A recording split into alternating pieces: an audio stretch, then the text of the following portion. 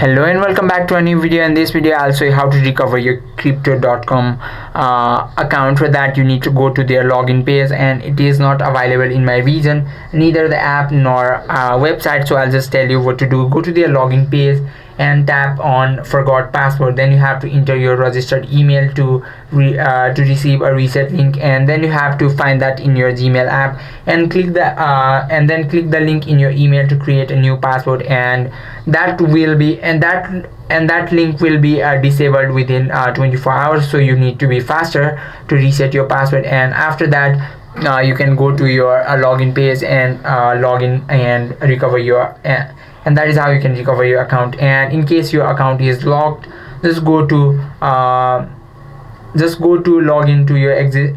their crypto.com app and select login to existing app and enter your email address, and then follow the on-screen instruction to verify your identity or contact customer service for manual unlock.